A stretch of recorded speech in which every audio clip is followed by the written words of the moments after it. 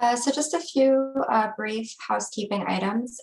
You're going to be muted and your video will be turned off for the duration of the presentation tonight, just to avoid background noise and distraction.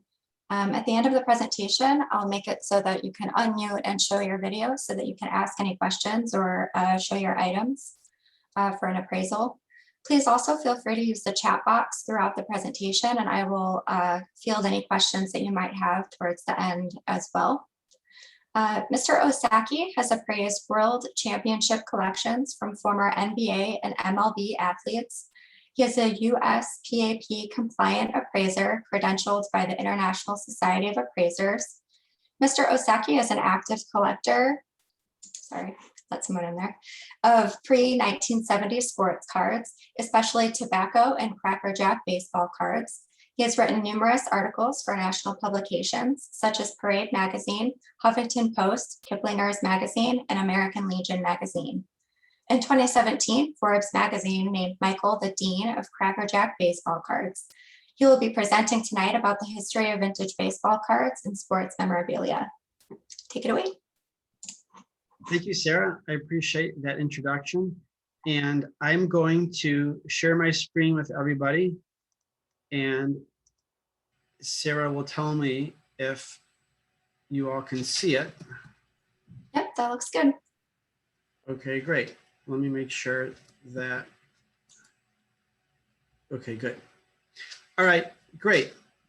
So once again, I want to thank everybody for attending on this Thursday evening via Zoom. So this presentation is two parts. The first part is I have a PowerPoint presentation, as you see up here. And I'll go through some of the history of cards and memorabilia, give you some tips and tricks on the hobby. And then afterwards, some of you probably have something at home and you want to know what's it worth. And so one by one, I'll let you show me what you have. You'll put it up to your screen as best you can, or I should say not your screen, your camera, and I'll tell you how much it's worth. And then if you have questions, it's probably best to hold them to the end, maybe write them on a piece of paper, and at the end, I'm happy to answer all of them, okay? So without further ado, let's get started. So when I was thinking about the agenda for today, it was important to come up with a game plan, and here it is. So I'll talk briefly about my bio, who I am, what I do. We'll talk a little bit about some of the really old cards, 19th century cards, 20th century cards. There's a slew of different sets, manufacturers. We'll go through some of that. But besides cards, this hobby is a lot more encompassing than just cards. It's memorabilia, autographs, authentication. Why is authentication so important? We'll talk about that as well. How to value cards. I wrote an article a couple years ago detailing that process. We'll go through some of that. And then lastly, as I just stated, we'll answer questions and go through what's in your attic and what you have at home. On some of the slides today, you see different items. This particular slide is a Dizzy Dean signed baseball. These are items that I have at home in my personal collection, things that I've owned and cherished for many years. And I figured I'd just put a couple of them into the deck. Okay, how did I get started? Well, a long time ago, believe it or not. It was 1997 when my grandfather got me a shoebox of old baseball cards for my birthday. And it got me in the hunt of not only trying to find more of them, but understand the values. Why, if I have two of the same items, one could be worth 10 bucks and one could be worth 500 bucks, the same exact baseball card. And that was really intriguing to me. And I started to learn it was about condition, the corners, the centering. Are there any print defects? Is there a bubblegum stain on the reverse? So all those characteristics go into determining a value for an item. My expertise is usually older, anything from 1870 to 1970. And the reason being is because that's where most of the value is in some of the older stuff, autographs and cards, and advertising as well. Experience, I'm a USPAP compliant appraiser, and that is what the IRS and other governmental agencies look for to deem if an appraisal report is credible or not.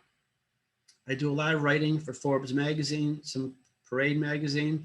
Additionally, last year, PSA, Professional Sports Authenticator, which is the world's largest grader of cards and authenticator of autographs, partnered with my company to make me the head appraiser overseeing all the collectibles.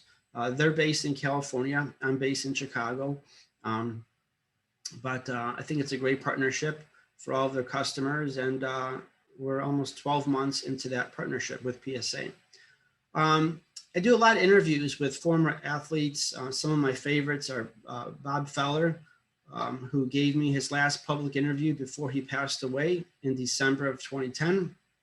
Ernie Banks, I'm a Cubs fan, local guy here in Chicago, and Woody Ford from the New York Yankees. Okay, 19th century cards. The purpose of 19th century cards was strictly for brand awareness purposes. On the backs, usually, sometimes on the fronts of the cards, you would see a stamp or some sort of advertising for a tobacco manufacturer, most likely. And they knew that once these cards got out to the masses and the cards got home and people put them on their kitchen table, that maybe people would turn them over and look at them and they would think of that tobacco brand. And maybe later that day or the next day, that person would go to the five and dime store and buy packages of those tobacco products or smokes. In 1868, there was a set that was manufactured. It was called the Peckins Snyder baseball cards. This is one of the first baseball card sets to ever be produced. And there was a woman in Fresno, California. Her name was Bernice Gallego. And she had been a lifelong antiquer, buying and selling antiques for many decades, her and her husband. And she came across a card from the set, 1868, Peckins Snyder. And she saw it was a baseball card. And she wanted to sell it, maybe get some money for it.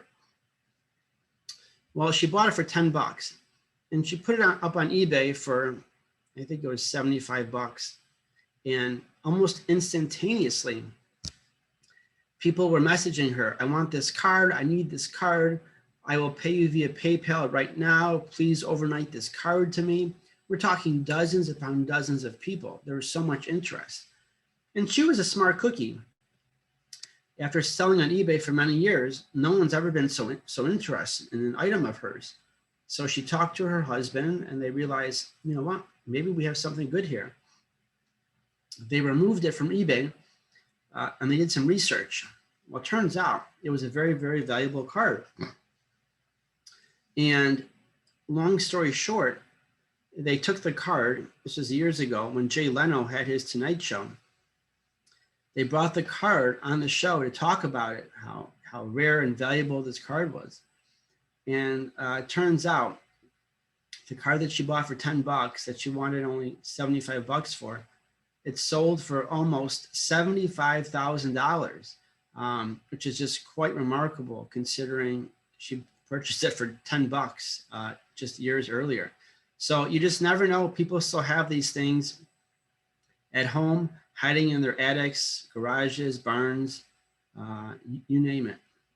This card you see here on the right-hand side of your screen is a Mayo cut plug card. It's a football card. The set was manufactured in 1895.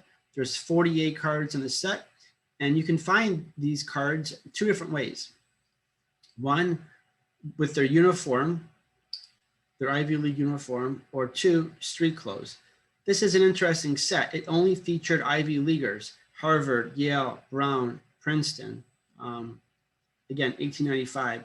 This is an important set because it bridges the gap between the 1873 Old Judge set and the T206 tobacco card set, which we'll talk about in a couple slides. Now, a couple years ago, after I did a presentation, this was pre-COVID, afterwards, a woman came up to me and she said, Michael, I really love the presentation. I learned a lot, but why don't you ever talk about women in baseball? And I thought it was an interesting point because back in the day, in the 1880s, women had a very prominent role. In fact, in 1883, the Young Ladies Baseball Club was formed. And I should say the purpose of women playing baseball in the 1880s, 1890s was not so much, believe it or not, to get exercise or to get out on the diamond and take in the summer heat, but they thought it would be a great way to find a husband.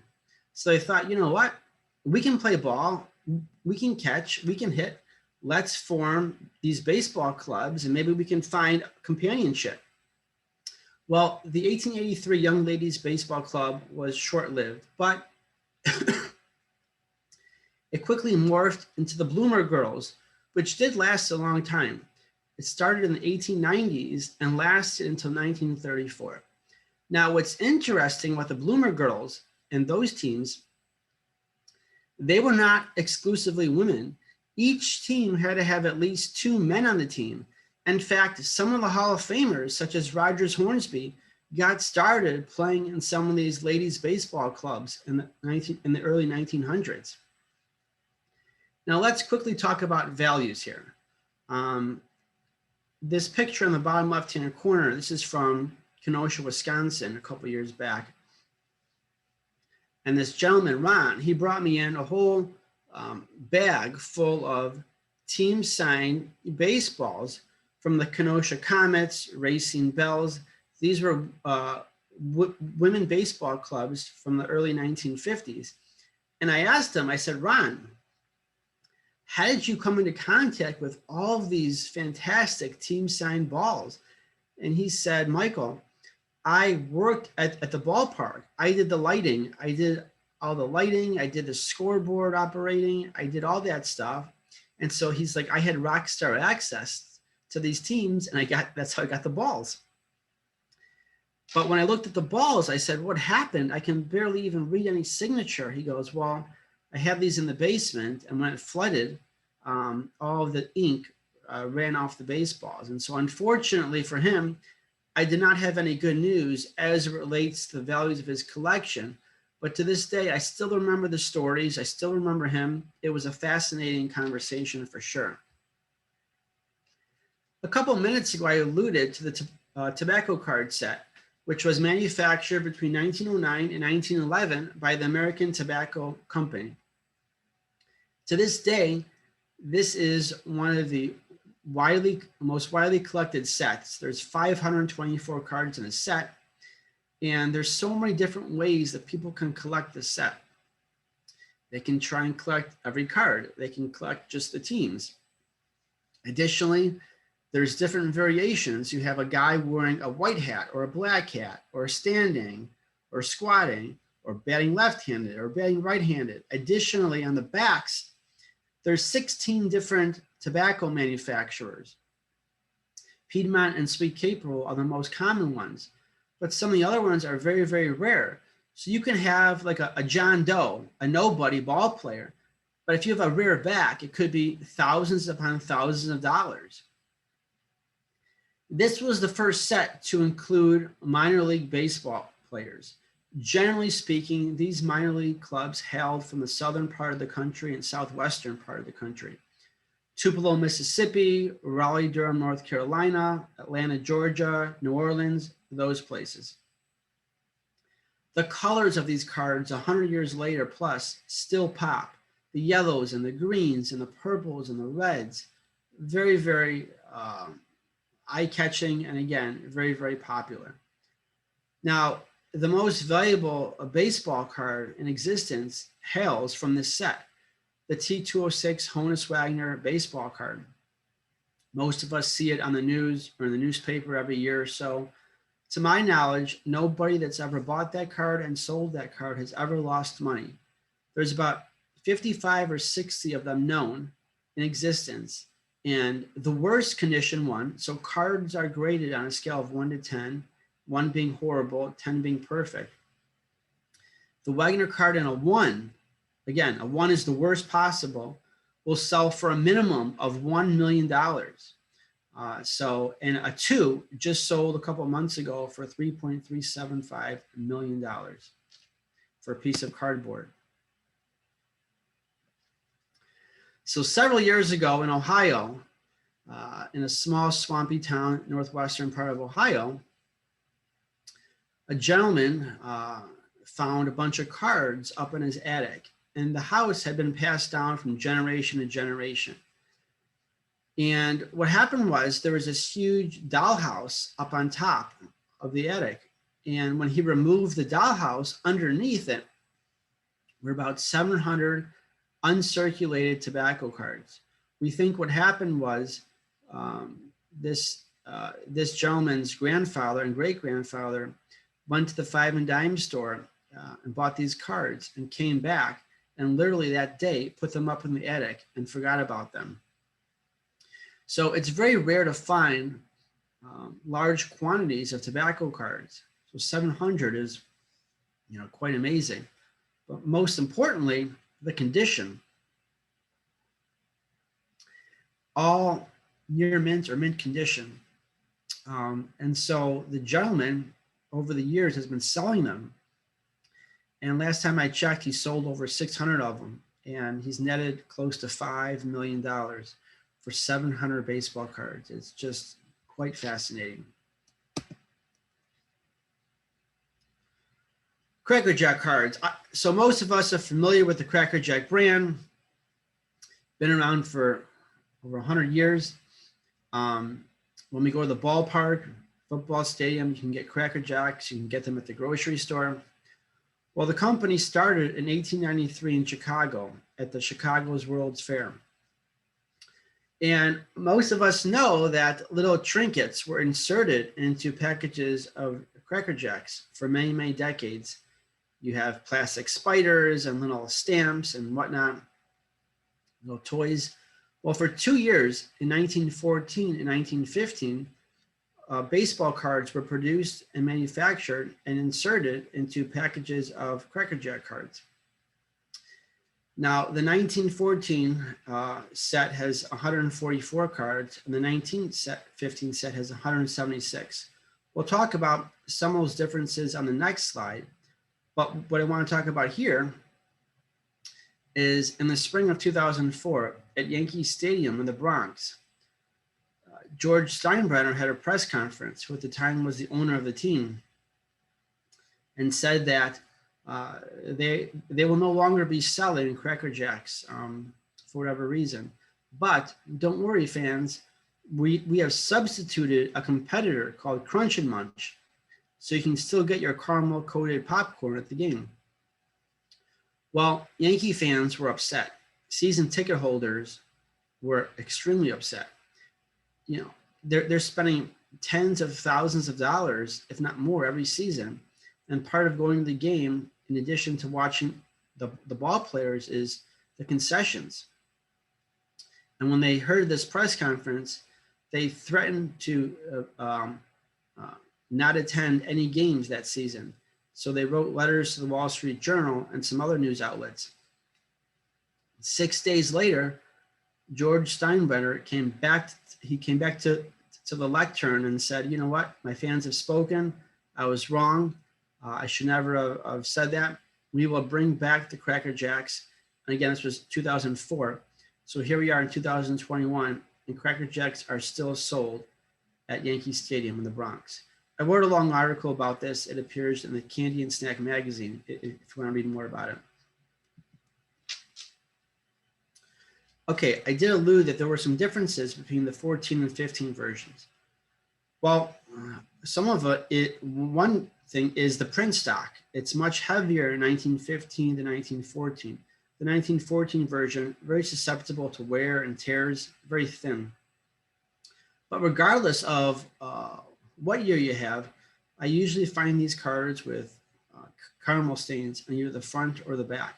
Because don't forget, they came inside of Cracker Jack boxes. Now, the reason that the 1914 set is much more valuable than the 1915 set is because there was only one method of distribution in 1914. The only way to get them was to go to the five and dime and pay money for the packages and get your cards that way. But in 1915, that changed. You could also put money in the mail and send away to Cracker Jack company in Brooklyn or Chicago. They had two offices, and they would send you back the cards in the mail. So because of the two methods of distribution in 1915, the 1914 version was much, much, much more valuable. Let's move on to 1933. Most of us are familiar with getting bubble gum inside of our packages of baseball cards back in the day, in the 50s and 60s. Well, what most people do not know is that that concept started in 1933 in Boston, Massachusetts with this set, 33 Gaudy. And this set, along with the T206 set, is a top collecting set. Okay, people love to collect this set. It's 240 cards. It's littered with Hall of Famers, 4 Babe Ruths, 2 Lou Gehrig's, and a ton of others. Now, the purpose of collecting cards back in the day is similar to today. You want to collect an entire set, right? Well, in the fall of 33, kids everywhere were missing one card, card number 106. And parents got together on the street in the communities and were trying to help out their kids find the cards, but no one had them. Well, what happened? Card number 106 in Appalachia was purposely omitted and never printed because they knew if they left out just one card, the kids would go back to the five and dime store, spend more and more money in search of just that one card. So it was a sales and marketing ploy. Now, what was the end result here? Well, like I said, the parents wrote nasty letters to Gaudy Gum Company. Well, the following spring, Gaudy actually did produce that card, and they shipped it. They shipped it back to every parent that wrote in a nasty letter. So that card today, number 106, is very, very valuable. Thousands of dollars, sometimes tens of thousands of dollars if it's near mint or mint condition. But because it's so valuable, just like the T206 Honus Wagner, there are a lot of reprints and forgeries. So you have to be careful at yard sales, garage sales. There's a ton of these fakes out there. And people will, buy them for $1 and think that it's worth $1,000 or $10,000. And that's almost never the case. 1952 was an important year for Topps. So Topps was trying to figure out how they could gain market share and best Bowman. Bowman had a grip on the market for many years, and Topps was the newcomer. Well, Topps decided they thought kids wanted larger sets, so more quantities of cards, but also larger dimensions. They thought kids wanted larger sized cards. And that was their idea on how they could gain market share against Bowman. Well, it turns out they were right, because Bowman only lasted another couple years. 55 was the last year of Bowman. And then from there on out, it was all Topps. So here we have 52. This is a 407 card set. Card number 311 is Mickey Mantle's rookie card. Now, there's 407 cards, and they were produced and manufactured and distributed at different points in the season in 1952. They weren't all just manufactured and distributed all at one time. It happened over many, many months. So what happened was in the fall of 52, that was the time that the Mickey Mantle card came out, okay? Because it's number 311. There's only 407 cards in the set. Well, a lot of the 5 and dime stores did not order those cards from Topps because it was football season and the kids wanted football cards. It was October. And not only that, if we fast forward to 1959, at the end of the year, Topps had all these baseball cards from 1952 in warehouses, and they had no idea what to do with all of them. So the idea was they rented a couple barges, loaded up all the cards onto these barges, drove out to the Atlantic Ocean, and dumped the baseball cards overboard. And we know that there were a lot of Mickey Mantle cards that got dumped overboard into the water because it was a high number, number 311. Most of that stuff didn't sell. It wasn't even shipped to 5 and dimes. And that's actually one of the reasons why that card is so valuable today. It's all about supply and demand, right? But besides the Mickey Mantle rookie card, Eddie Matthews is in here. That's the last card, number 407. Willie Mays, his second-year card. His rookie was 51 Bowman. And I'm starting to see some real price appreciation with this set because a lot of men that grew up in the 50s and 60s that had their mothers throughout their card collection, they now have some disposable income, maybe they're empty nesters, and they're trying to buy back their childhood memories, and they're using this set as a vehicle to do so. So again, this set's been rising quite nicely over the past couple of years. Besides Topps and Bowman, there were some regional issues, manufacturers that came out with baseball cards. So for example, Johnson Cookies up in Milwaukee, Wisconsin, they manufactured baseball cards. Bell Brand in California, a lot of hot dog and sausage companies, potato chips.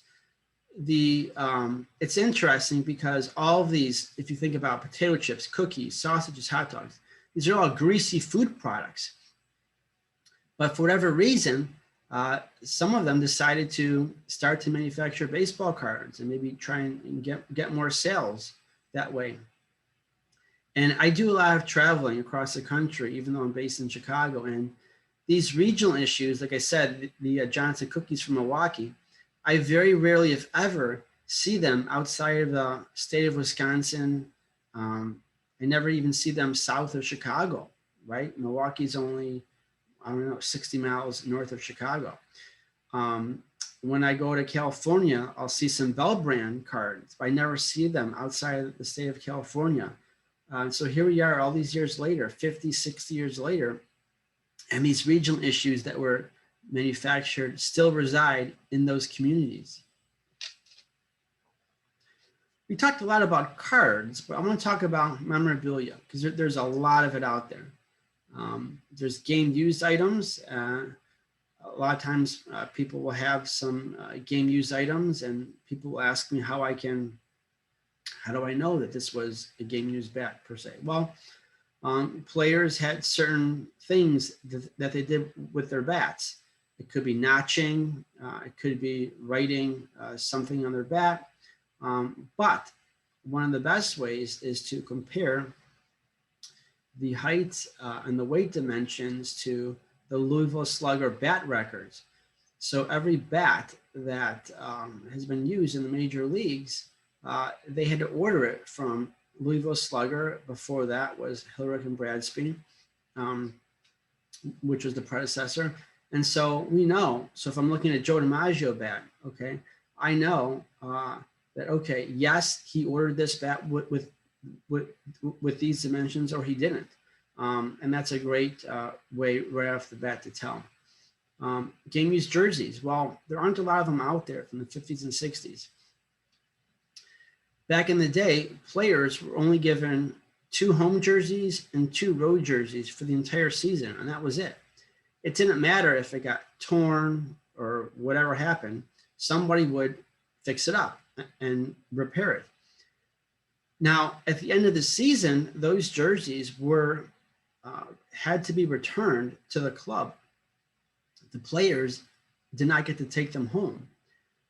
And what the club would do is they would rip off the name, rip off the number, and then box them up and ship them down for use in their AAA affiliates in the following season.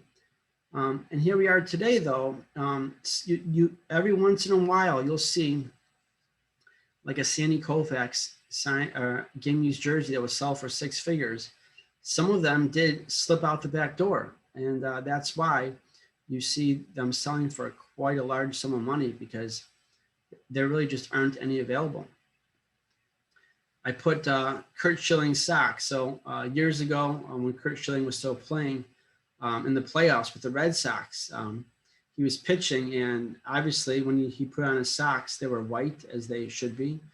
But towards the end of the game, it was red. He was bleeding profusely from his sock. And he actually sold that years ago for $100,000. I don't know who bought a bloody sock for $100,000, but it just goes to show you that people will buy pretty much anything. There's just some crazy rabid fans out there that want a piece of somebody, and they think a sock, a game used bat, a jersey is a representation of the player. Then you have rings. There's different types of rings. There's player rings, coaches rings, salesman sample rings, which is basically the rep from Jostens who would measure a player. That ring is considered a salesman sample ring. And some of these rings today are quite gaudy. They're huge. They're just huge rings that you can't even wear out because they're just so huge and so heavy. People ask me a lot of times, Michael, how can I get started in the hobby? What should I collect? Well, paper items such as ticket stubs, programs are really great entry-level items. They don't cost a lot of money. They're easily, you can find them pretty easily on eBay, even at your local card shop. So that's my recommendation there. Autographs. There's a ton of items that get signed. Just about anything and everything could get signed. Years ago, I did a presentation like this in person. And at the end of the presentation, when I was going from person to person, appraising what they had, a guy, he was there with his girlfriend, and he stood up and he was telling me about this great Dan Marino autograph that he had. And after about a minute or two of him talking, I was so excited. He was so excited, and it was making me excited. But I could tell he didn't have any bag or anything with him. So I don't know, like was this item in his car? So I asked him, I said, sir, okay, let me see this Dan Marino item. So in front of everybody, there must have been 40, 50 people there. The guy rips off his shirt and turns around and shows me this tattoo of Dan Marino. What happened was he met Dan Marino. Dan Marino signed this guy's back. Then he drove to the tattoo shop and got it tattooed. And he asked me, he said, Michael, how much is it worth? And I said, it's worthless because it's non-transferable. It's on your body. You can't sell that. And his girlfriend was like, what do you mean? You're a certified appraiser. How much is it worth? Tell us, how much is this tattoo worth? I said, $0. So the guy was really upset. So he got up and left. But these are the normal items that most people get signed: baseballs, jerseys, bats, scorecards, programs. A couple things about balls. For resale value, it's important that the ball is an official league ball, not a minor league ball, not like an orange ball, not a softball, just an official regular ball.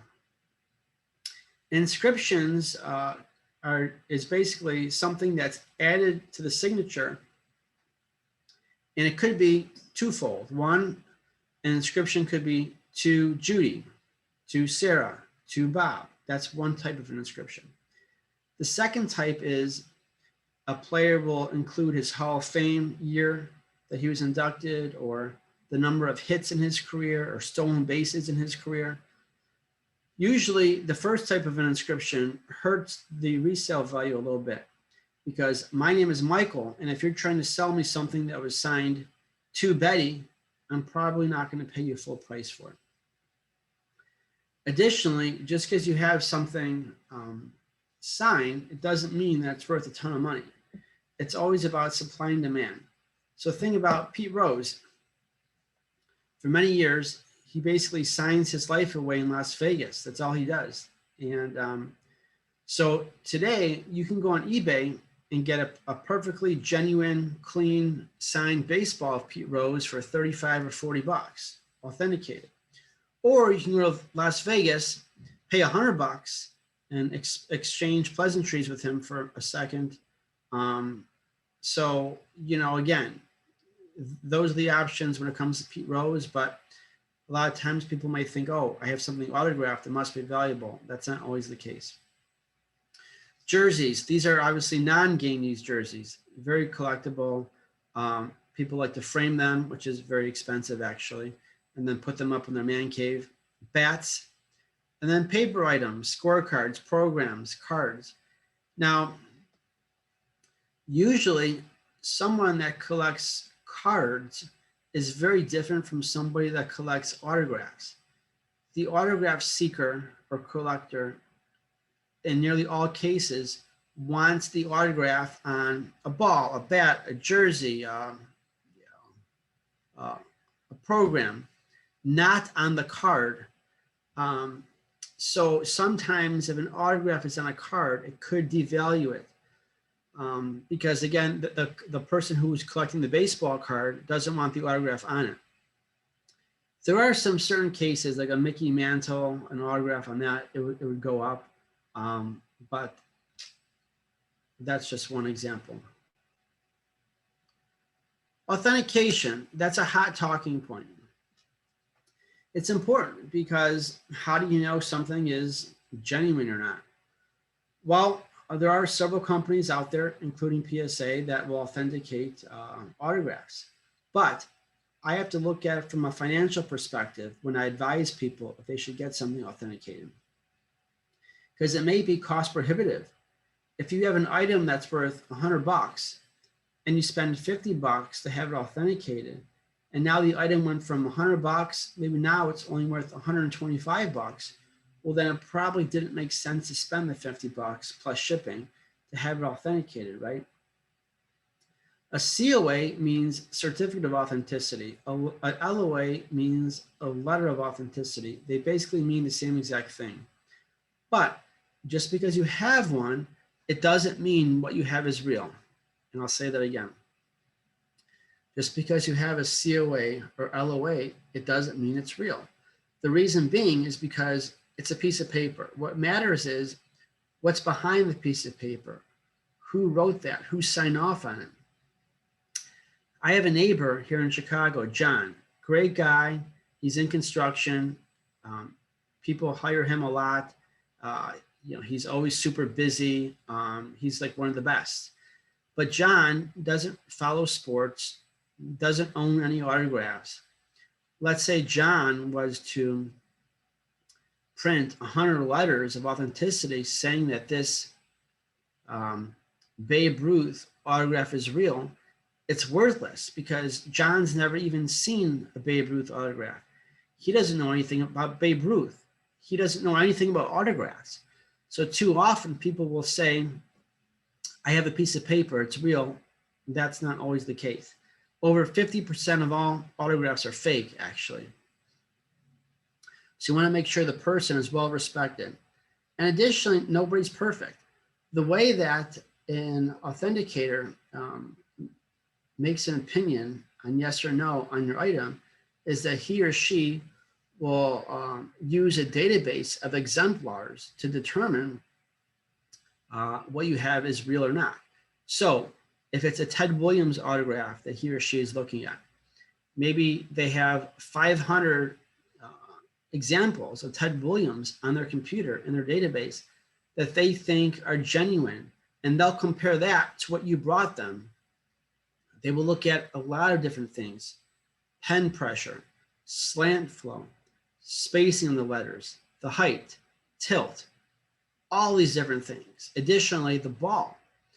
So, you know, this is let's say you have a Babe Ruth autograph that was signed on a ball that didn't come out into the 1950s, well, obviously it's fake because he died in 1948, right? So very important. And then signatures change over time. Mine has, yours probably has. As you get older, signatures change. It is what it is. So this reminds me of several years ago, a guy brought me a bunch of Mickey Mantle balls. There were about 6 of them. When he was in a hurry, he had to leave to go see his daughter play volleyball. So he only gave me 3 balls to look at. He held back 3 of them. He said the ones he held back, he knew were not authentic and fake. The ones he showed me were fake. I could tell right away. And I asked to see the other ones, and he said no, because he was in a rush. I finally coaxed him, and I saw the balls. One of them was a very genuine, authentic, but vintage Mickey Mantle autograph from the late 1950s. And that was a very valuable ball worth thousands of dollars that he thought it was fake because he never seen that type of signature before. Most people see a Mickey Mantle signature from the 80s, in the 90s even, when he was on the autograph circuit, signing his life away weekend after weekend after weekend. And that's what people had been accustomed to. But yeah, so he was really happy when I told him that that ball was authentic and quite valuable. Just like in your line of business, there's scam artists and con artists and bad people. In my line of work, it's the same. And people are trying to make a quick buck. So from an autograph perspective, the top 10 per se of fake autographs that we see are Mickey Mantle, Ted Williams, Joe DiMaggio, Babe Ruth, Lou Gehrig, Michael Jordan in basketball, especially after last year with The Last Dance, a lot of fakes submitted to PSA. From a non-sport perspective, Walt Disney, Marilyn Monroe, a lot of fakes of that out there. This baseball you see here on the sweet spot, it's crossed off in black with a black Sharpie. Well, so the signature underneath, it says Joe DiMaggio, okay? Well, that was a fake signature, not genuine. And the FBI did a sting operation, Operation Bullpen, many years ago, and they took down a lot of people, put them in jail, confiscated 30,000 fake autographs, including a bunch of baseballs. And the FBI was uncertain how to dispose all these fake baseballs. Do we just throw them away in the trash and fill up the landfill? Well, there's a website, pitchinforbaseball.org, and what they do is they gather up supplies here in the US and they ship them to third world countries for use. So Haiti, Dominican Republic, those countries all benefited from Operation Bullpen and these fake baseballs because they could play baseball now with them. So I thought that was a good idea instead of just throwing them away. There's a lot of reprints. We talked about the Honus Wagner T206 and the Nap Lajoie. Both of those cards, a good tip on the back, if it talks about the value, if it says, if the Honus Wagner is valued at $10,000, that's a fake. That card is much, much, much more valuable than $10,000. It's millions of dollars, right? Additionally, the card market is like the stock market. It moves every single day, so it's not stagnant. So it says $10,000, like that's not true. If something looks too good to be true, that could be the case. I see a lot of old cards, and I know that paper oxidizes at a certain rate every year over time. And so I've seen perfectly white cards from the 1930s, 1940s, but those are few and far between. So every time I see one, I have to stop for a second and be like, wait a second, is this real or not? Because it looks too good to be true. And then lastly, should you purchase reprints? Well, I would tell people, it's kind of up to you, but for years, I would purchase a bunch. And now I would burn them, I would shred them, I would try and get rid of them. But there are just so many of them out there. But if you do buy them, do not try and pass them off as real and genuine, because that's not good business. Okay, this is the last slide here before I turn it over and answer your questions. How to value cards. So kind of like when selling your house, it's about location, location, location. With cards, it's condition, condition, condition. So what does that mean? How sharp are the corners? How good is the centering? Back in the day, there was no quality control from the card manufacturers. So the cards came off a lot of times off-centered or miscut, unfortunately. Are there any bubbles on the card? Are there any print defects, bubble gum stains on the back? All that goes into effect. Has the card been trimmed? Unfortunately, people will trim cards to bring back those borders and bring back those corners and make them sharp again. But once a card has been trimmed, it's deemed altered and the value decreases immensely. So don't ever trim cards. Paper loss. In the late 1800s and early 1900s, there were no safety deposit boxes. So people would glue the cards into an album and then hide them underneath the floorboard or in between the wall. And so I've seen a lot of beautiful card collections from that era. But if I was to remove the card from the back, the whole back would fall off because it's glued into the album. That affects value. And then lastly, anything after 1975. So around that time, the technology for the printing press changed and cards were able to be mass produced around the clock, 24 hours a day, 7 days a week, 365 days a year. So because of that, okay, when you talk about supply and demand, there's just so much supply of that stuff, especially in the 80s and 90s. It doesn't have a ton of value unless you have like sealed cases, wax boxes that have never been opened. It just kind of is what it is. Okay, great. Here is my my information, my contact. This is my website, my email, my phone number. Feel free to reach out if you have any questions. And it looks like there's someone in the chat.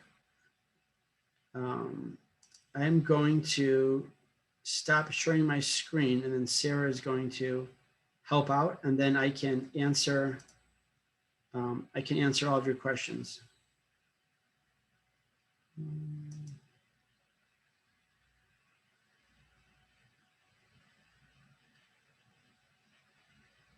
Let's see, I think I did this correctly.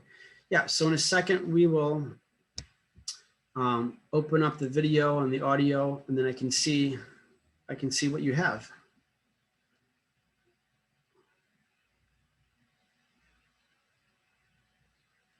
Let's see, is Sarah there? I don't know if I see Sarah. Hang tight, everybody. I will email Sarah because I don't think she's in here.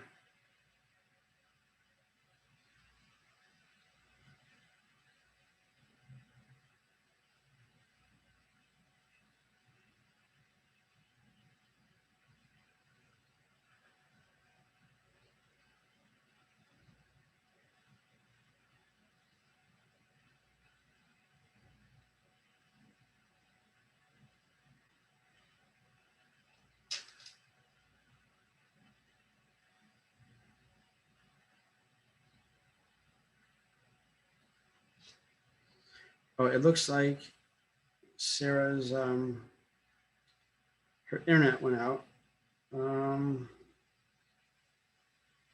Yeah, so she's restarting her modem, Sarah. So she's the host at the library. I think there's some bad weather there. So she's restarting her modem.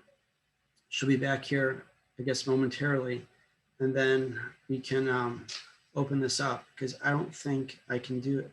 I think she's the only one who can turn on the video for you all and the audio. Testing. Oh, yes. Michael? Hi, Michael.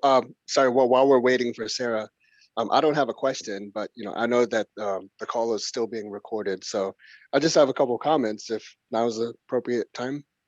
Perfect. Yes. Okay, so let me first just say, you gave a great presentation. I'm really thankful. I listened to a lot of, webinars from Sabre and, like the Baseball Hall of Fame when they hold something online, like a virtual event. And this was great. I have a few items myself that are, keepsakes and, autographed baseball items. I'm not really interested in selling them, but it's nice to know, I guess, the process and the thinking behind it of, all the stuff that you have to consider on whether something is authentic or not. But, for things that I do have that I have, like a long time ago, for example, when I was a kid, there was like, I don't know if it was like Highlights magazine, the kids magazine, Yeah. or something in the local paper or something where it gave like an address. And I remember this very vividly, like 30 years ago, that was like, hey, here's an address to write to, Alan Trammell and Lou Whitaker. Just send in your baseball cards and, self-addressed stamped envelope and so forth. And I did that. And sure enough, I got a whole bunch back. But I don't know, like, how do I prove like that's authentic? Okay. Good question, Michael. And thank you very much for your kind words at the start. I'm glad you enjoyed the presentation. So one of the issues that has been going on for a long time with autographs is people would write in and mail their items to Tiger Stadium, New York Yankees, and you would get something back in the mail. Not all the time would it be authentic. There were a lot of clubhouse guys that would sign on the behalf of someone, especially if the player was super, super in demand, maybe had a great season. Some clubhouse boy would just sign Lou Boudreau, Al Kaline, whatever, and ship and sign it back. And here we are today, 30, 40, 50 years later, and people think what they have is authentic. And so you really do need to, have it looked at. So if you want, you can just, after the presentation or tomorrow, whenever you're free, take a picture and email me the autographs. And I'll take a look. Hi, this is Sarah from the library. My internet went out and I do want to apologize to everyone for that, but I think I made it so people can unmute and turn on their camera if they want, so they can do the appraisal. I'm so sorry about that. No problem, Sarah.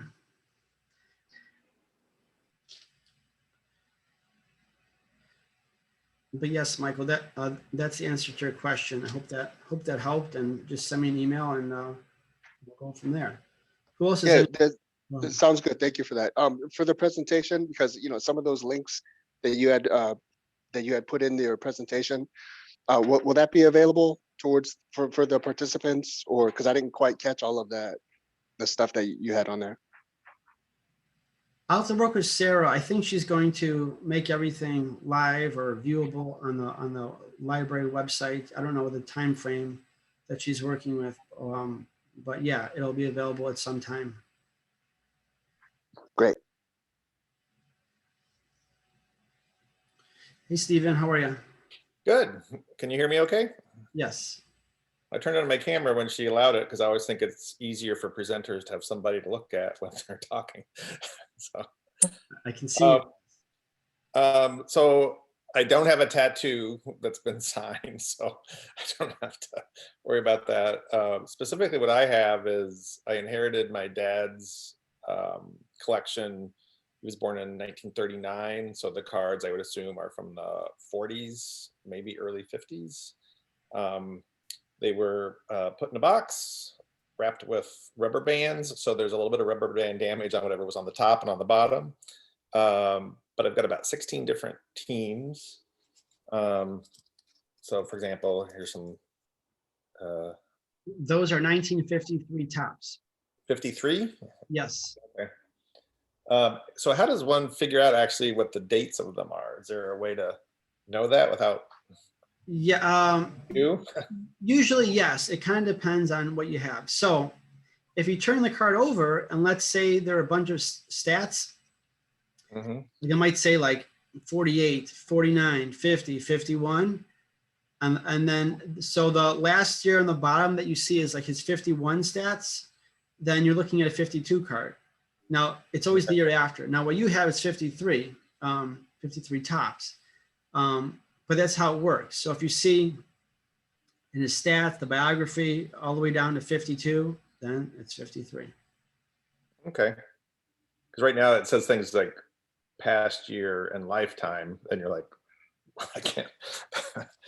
The other dates are, I'll have to look at it a little bit closer. So Yeah, and sometimes some of the really early issues, they don't have that information, so it can be difficult. But yeah, my guess. So those are 53. So you're probably looking at somewhere in that time frame for the rest of his collection.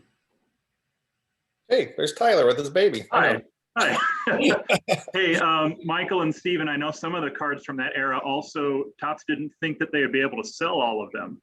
So they didn't want them to be, they didn't want the stats on a particular year in the back. So instead of like 1951, it said past year.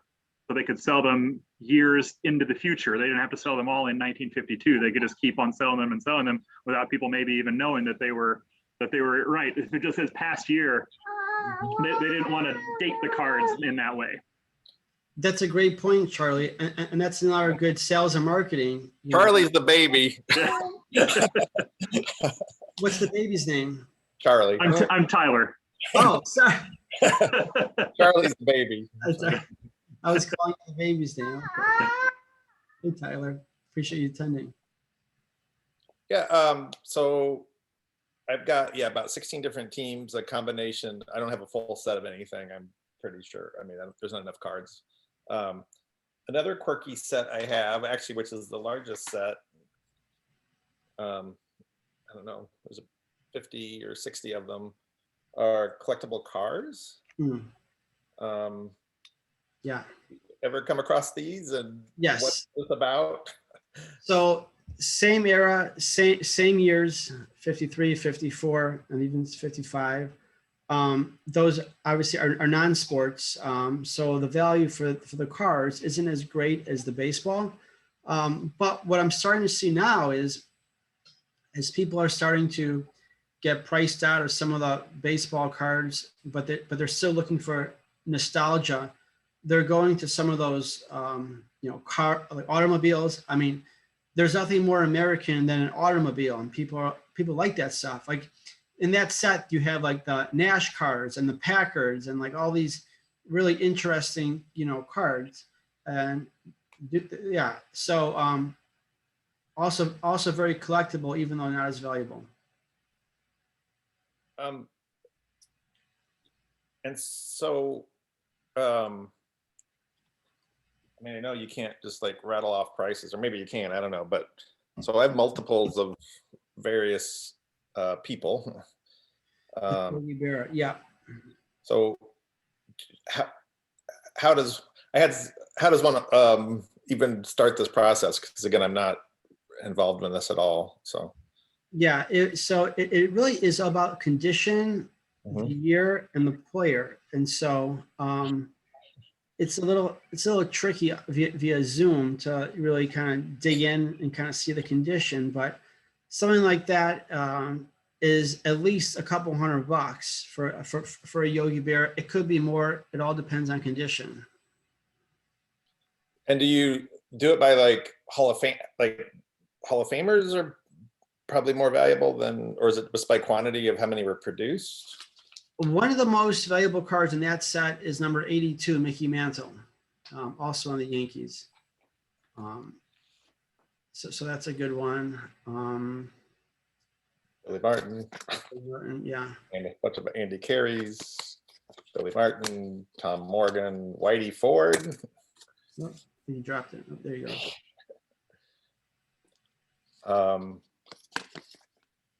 Billy Reynolds. Oh, and then there's the different style. I don't know, the two Okay. different. So the one on the left is 1952. This one, okay. Yeah. So that's a year earlier.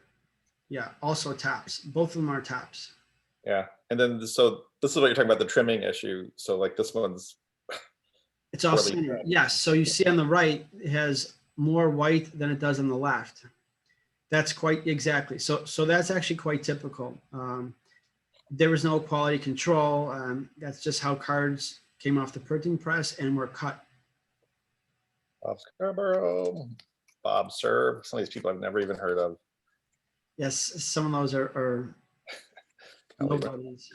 Yeah, a whole bunch of whoever this guy was. Ellie Reynolds. Ellie Reynolds was a great Native American ball player.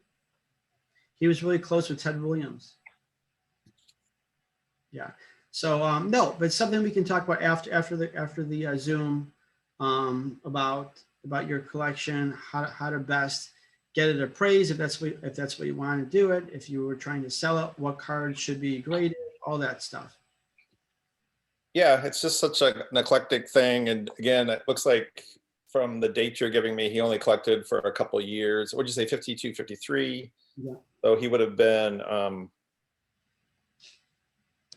can't do math, mid 12, 13 years old, and then stopped. So, but yeah. But I took down the information, and I'll send you an email or something, and we can Great. talk. And Tyler and Charlie left. So it sounds like a plan, Stephen. Thanks. That's it. I talked to Stephen. I talked to Tyler, Sarah. I talked to Michael. Public. I don't know who Public is. Diane. Okay. I know Diane as well, so she's probably sitting there quietly doing nothing. So. Well, so in the chat, Diane said the post office is issuing a Yogi Berra stamp in the next couple of weeks. Oh, okay. Yeah, and part of the thing with the value of the cards is the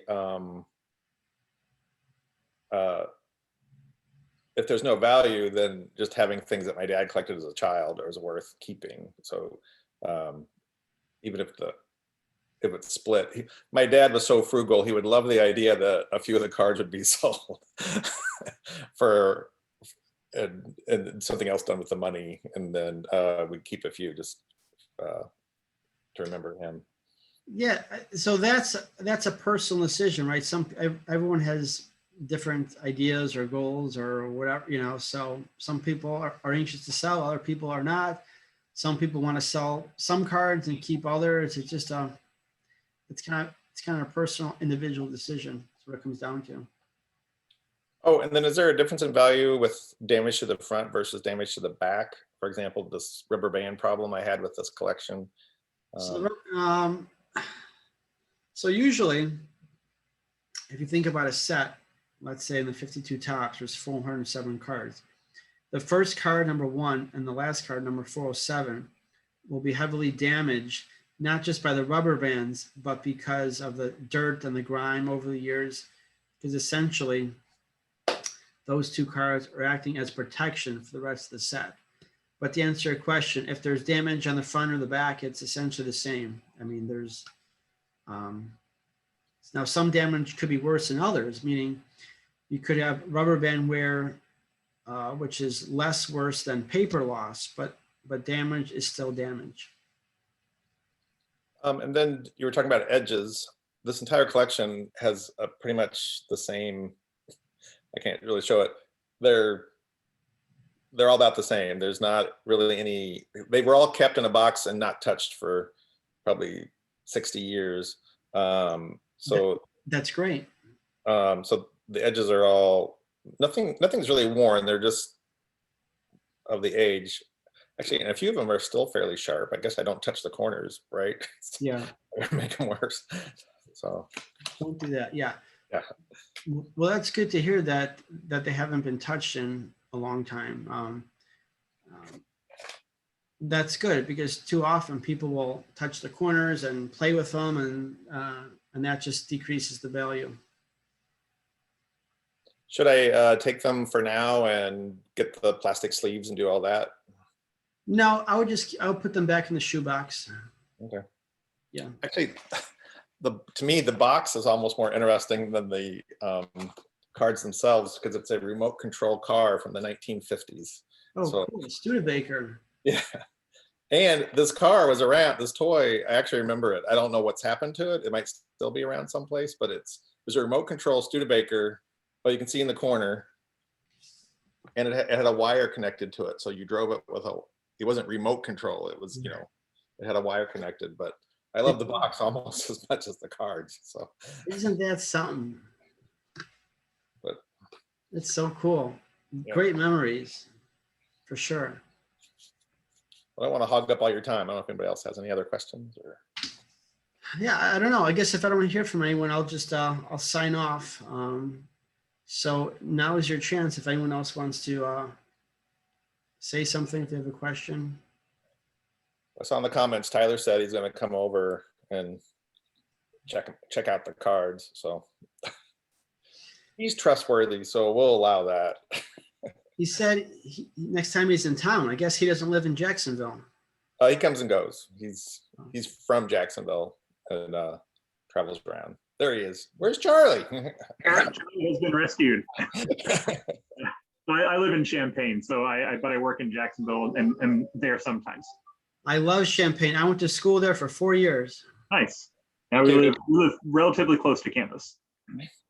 Yeah. Illinois Street Residence Halls right here. Woo! Nice. You know, for years, I would go down there every fall for a football game. I haven't done that in several years, though.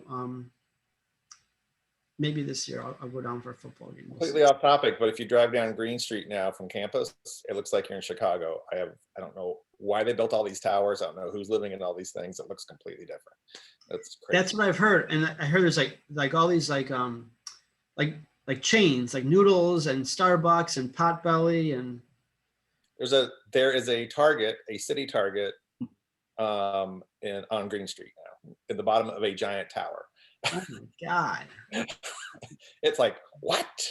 And it's pretty busy usually, even in the summer when students are gone. Yeah. It's insane. Like, what happened to Garcia's Pizza? I mean, come on. Now, Garcia's I did not like. For some reason, I did not like Garcia's. So Garcia's, it was right next to Domino's and Papa John's, I think, right? On like First and Greenish around there. I like Papa Del's, which I know moved to. It's got a very nice new location. Yeah. On Neal, down. Kirby or something. Yeah, I don't know. Neal, or anyways, it's down closer to the football stadium, but like across the railroad track, so you can't really see it. But hey, talk about collectible things. So one of the things I kept in college, when I was in college, bottom of the barrel pizzas, Domino's, but there was one lower, and it was called Pizza World. I don't know if anybody remembers Pizza World, but you could get a pizza for like $2.99 or $3.99 delivered to your room. It was like super cheap. It was basically cardboard with ketchup on it. But it was the cheap pizza. It was the go-to thing. Somebody kept a pizza box from Pizza World, and I've never seen anybody else have one. It's one of those things like, oh, I wonder if you put this up for sale to the right people, people go nuts because it's such a weird, again, it falls in that category of things you're not supposed to collect that people did. You should put it up on eBay and for, I don't know, let's say $100 or best offer and see what happens. Yeah. I was pretty much entranced with Champagne. And so I kept a lot of weird things from college like that were, the whole world has turned into me, but I'm an ephemera collector. If you give me a paper thing, I just squirrel it away. I just like collecting paper stuff. So. Very cool. Anyway, I think everybody else has left. Sarah, are you there? Nobody's saying anything. I had a question come in from email. Someone was trying to join earlier but wasn't able to. Would they be able to send me a picture and I can send that to you of what they wanted you to appraise? I know it's not the same, but. Yes, absolutely. Sounds like a plan. Okay, cool. Thank you. And thank you everybody for coming who's here. Thank you, everyone. I appreciate your time. I'm glad you guys enjoyed it. I know Michael enjoyed it. Hope Tyler and Stephen and Sarah, you guys also enjoyed it as well. There was one more question that just came in. Someone is asking if your work has ever taken you overseas. Yes, 3 years ago, I was in Hong Kong and Singapore, and that was fascinating. That was my first time in either place, and I did some appraisals over there, did some networking, and just crazy. It was I was out there for 12 days in Hong Kong and Singapore. It was fascinating. I hope to go back there at some point, but yeah, I guess that's the answer to my question. To your question, yeah. strangely, Tyler, who's sitting right here to me, I would go to Hong Kong and hang out with his sister. She was an actress in Hong Oh Kong. my God. Small world. Small world. Yeah, and Singapore. Singapore is one of my favorite places. Do they, because of the culture, do they have a collectible culture yet? Or were there not things from the time period? I mean, there doesn't. No, not really, but so the conversations there were mostly geared for investment purposes, where they thought the sports collectibles market in the US was like inning number one, like the top of the first inning with one out, and they want to know how they can best take advantage. Because I've always been really curious culturally. It's a rising middle class, so these ideas that we talk about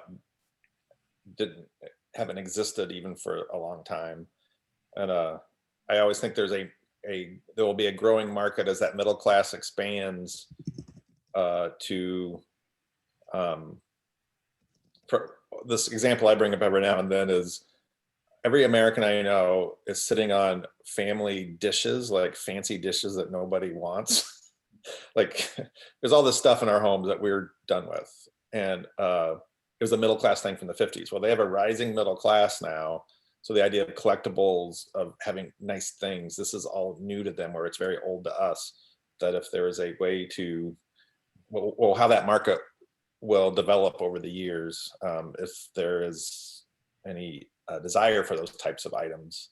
Because the thing that like always surprises people when like you go to like China or Hong Kong, well, not Hong Kong. Hong Kong's very different than the rest of China, but there's no, like, they didn't follow sports teams. They didn't have movies that they loved. Like the pop culture type things that we talk about are fairly new to them.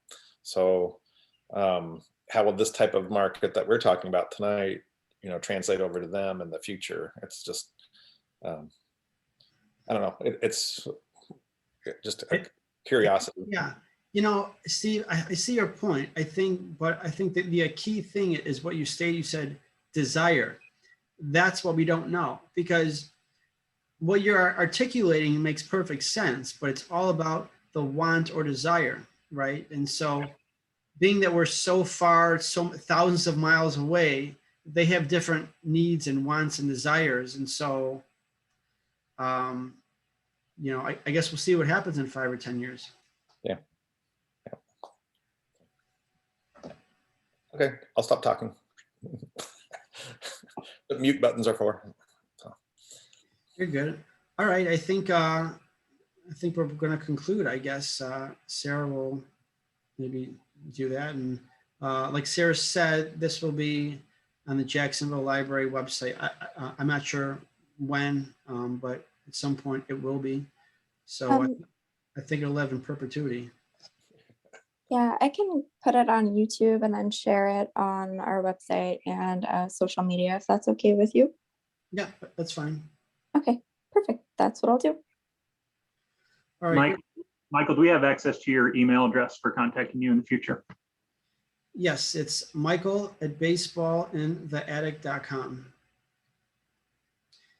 And if you lose that, you can just go to baseballintheattic.com and find my email there, or click on the contact form.